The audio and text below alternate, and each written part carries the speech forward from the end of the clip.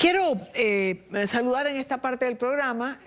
Alteramos el día de nuestra conversación, decidimos cerrar este viernes por actividades que Héctor tenía. Con Héctor Chamiz, que está con nosotros. Héctor, bienvenido, buena tarde para ti. Gracias, Idania, buenas tardes. Bueno, comenzaría yo contigo preguntando por esto que parece venirse consolidando en Venezuela y que tiene que ver ya no con que se lleven a un detenido, sino que si están buscando a Idania Chirinos, por decir algo, y la consiguen, se llevan a Idania, pero se llevan al hermano, se llevan al sobrino, se llevan al papá si lo encuentran, es decir, se llevan un grupo familiar. Y esto comienza a repetirse ya. Sí, es parte del terror. Si no encuentran a la persona que buscan, también se llevan a los familiares. Y si encuentran a esa persona, se llevan a los familiares como señuelo. Y si encuentran a la persona, también se llevan a los familiares como castigo. Es una vieja doctrina medieval de castigar a la familia, culpar a la familia por un supuesto delito de una persona. Los nazis lo llamaban Sippenhaft, y este régimen de terror, terrorista de Estado, lo practica desde siempre. Y de esa manera captura rehenes. La familia que capturan, encuentran o no encuentran a la persona, están allí como rehenes de la represión. Lamentablemente esto de verdad, bueno, tú lo dices, lo practican desde siempre, pero últimamente pareciera que se ejercitan un poco más. Héctor, tu columna, las guerras de Maduro, está publicada en el ABC de España y en nuestra página web de ntn24.com. Allí la tienen en pantalla. La leí. Varias aristas que quisiera conversar contigo. En aras del tiempo, quiero comenzar por la parte en que señalas que lo que pasa es que no sabemos si esto es lo que se busca. Es decir, en caso de que se hiciese una operación selectiva, una operación quirúrgica, como señalan, pues no sería la primera vez que se hace, y me pareció absolutamente interesante lo que tú señalas, porque no solo se ha hecho en gobiernos republicanos, sino también en gobiernos demócratas.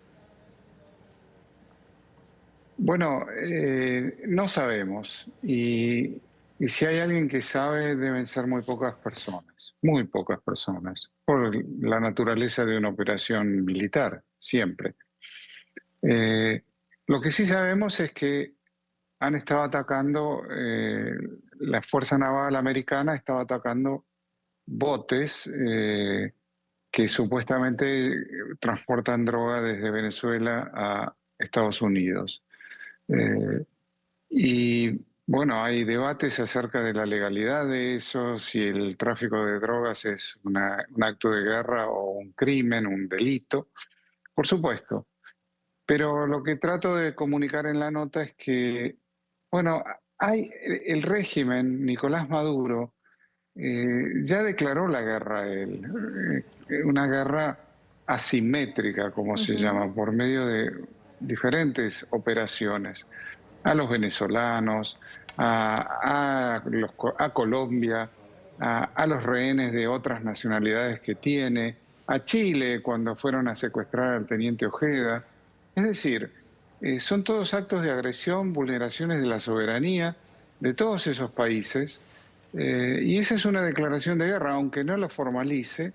No es una guerra formal, no es un Estado a otro, son las guerras, muchas de las guerras de hoy, asimétricas, que se usan tácticas y estrategias no convencionales e instrumentos no convencionales, y exportar el crimen, la migración que se usa como agresión al resto de América Latina, a Colombia en particular. Esos son actos de agresión y vulneración de la soberanía de todos esos países. Es decir, Maduro declaró la guerra primero. Maduro vocifera y varios, digamos, de funcionarios como Diosdado Cabello, señalan un día sí y otro también que Estados Unidos está declarando una guerra. Llaman al secretario de Estado Marco Rubios el señor de la guerra y Sí, dicen que lo que quieren es convertir al Caribe en un escenario de guerra. puede ser, puede ser. Al mismo tiempo, están atemorizados, con razón, porque bueno, hay un despliegue militar importante, hay ejercicios navales y ejercicios en tierra también en Puerto Rico. eh, y por el otro lado, es un presidente impredecible y entonces eso que confunde y desconcierta a todos, también desconcierta a Nicolás Maduro, a Diosdado Cabello y a toda la plana militar política del régimen. Eh, ¿Qué va a pasar? No lo podemos predecir, pero sí que esto es positivo en el sentido de finalmente poner sobre la mesa de qué se trata este régimen, eh, quiénes son y dejar de normalizarlos con categorías políticas. Aún llamándolos una brutal dictadura, es normalizarlos, es rehabilitarlos, porque dictaduras hay tantas, ¿verdad? China, Rusia, Corea del Norte, Irán, y son estados, son actores, son dictaduras que actúan en nombre de un estado y son actores legítimos en la escena internacional. Pero este régimen es un régimen criminal y el Estado venezolano está capturado, ocupado y controlado por una organización criminal. Esto es Bueno, lo positivo de esta operación desde lo vamos. claro. Se trata de una organización criminal. Claro, Y a partir de ahí, y además tú pensemos, lo dices en la nota cuando dices, con Maduro no habrá paz en Venezuela, ni seguridad en las Américas. Sus guerras así es. ameritan la intervención.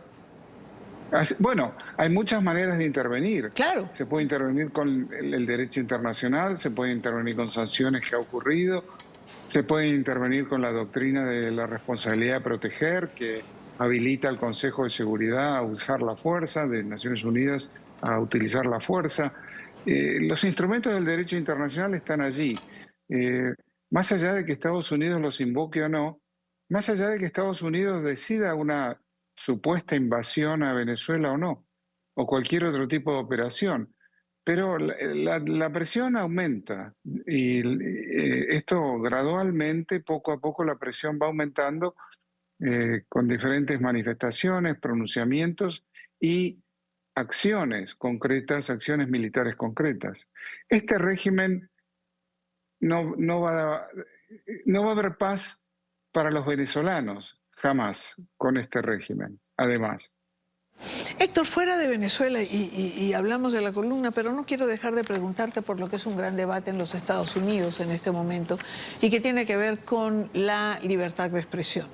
El sacar programas de sátira política que han sido parte, digamos, de la cotidianidad estadounidense y sobre todo el pronunciamiento del presidente Trump el día de ayer cuando habla de que habría que pensar de repente en quitar la licencia Sí. a quienes son cadenas críticas. Ya no hablamos de un periodista o de alguien en particular, sino de una cadena en general.